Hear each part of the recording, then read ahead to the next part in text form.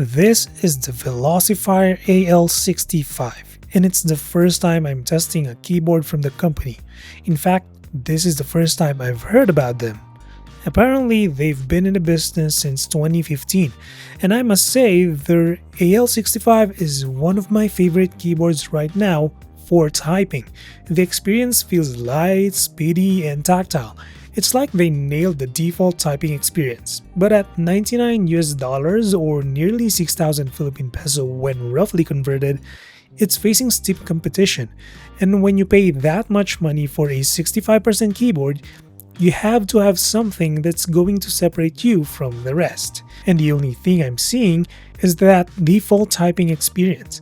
Links in the description if you're interested after watching the video. So the AL65 is using its own factory lubed, hot swappable Starflower linear switches with Cherry Profile double shot PBT keycaps.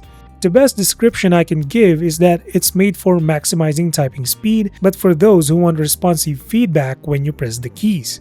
What I noticed reviewing keyboards is that the more the sound is dampened, the less you feel the tactility of the keys. So getting used to that dampened sound, I thought I would hate the feel of the AL65, which I did at first, but after a few days, I got used to it quickly.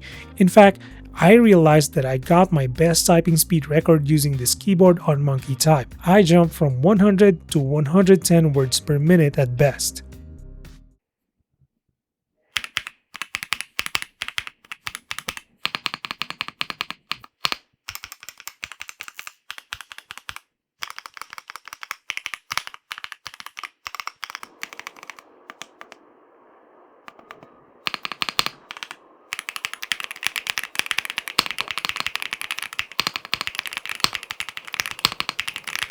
You still have 3 ways to connect to the keyboard: wired, Bluetooth, and 2.4 GHz dongle.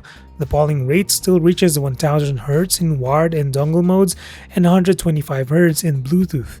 However, you only get a power switch on the back and a placeholder for the dongle. That means switching modes is through key combinations. Of course, RGB is present in the form of south-facing LEDs. I appreciate the fact that there are several lighting levels. I think this contributes significantly to the excellent battery life the 4000 mAh cell.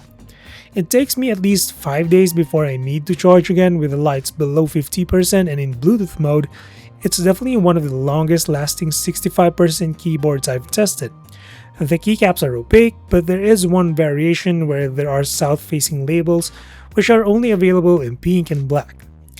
As for the rest, they are opaque. I reported a problem to the company regarding their dongle connection.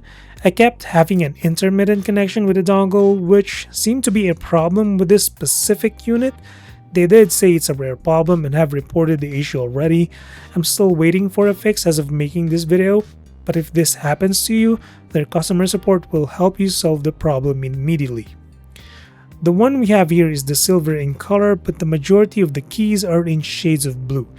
It looks a lot better in person than in renders. The base is made of CNC anodized aluminum with flexible gasket construction. With all the layers and dampening inside the keyboard, you're looking at 1.48 kilograms of weight. Again, there are no adjustable feet for typing angles, but the base is made at a fixed angle. As far as software goes, I think this is where the AL65 falls short. You can download the software through Velocifire's website. Although Windows might tag it unsafe, it is safe to use. The keyboard requires to be connected wired to allow software customizations, and you need to switch to wired mode with function plus tab, which is a weird requirement. After that, run the software, and for some reason, you have several keyboard options that tell you nothing. Simply choose any and then we're ready to customize. By default, you have the keyboard setting tab, where you can customize the 3 layers. Changing key functions is as easy as choosing the key in the image, choosing a function below, and hitting save. To use the other layers, you need to assign FN and FN2 first to keys, then press on a layer to switch. It's worth noting you don't have a tab feature here though. With this icon, you can import and export your keyboard configuration. You can set up to 10 different configurations, and switching between them is as easy as clicking one of them. The other tabs are mostly for lighting, which are lighting settings and built-in effects. Lastly, you have macro settings. The software is straightforward, But knowing what to press and configure isn't as easy as pointing and clicking.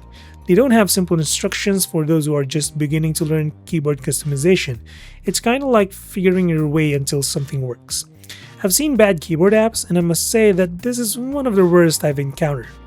Oh yes, you also have a volume knob that's made of metal. You can't customize its functions, but you can switch between volume adjustment and brightness adjustment with a long tap. All in all, the Velocifire AL65 had the potential to be one of the best keyboards for typing. It just needed intuitive software support. I could see myself using this keyboard if I didn't need my function row, and I would probably change the keycaps to make the sound a bit dampened. But for now, that's it for this one. Drop a sub or like if you like supporting the channel, and as always, until the next one, stay safe.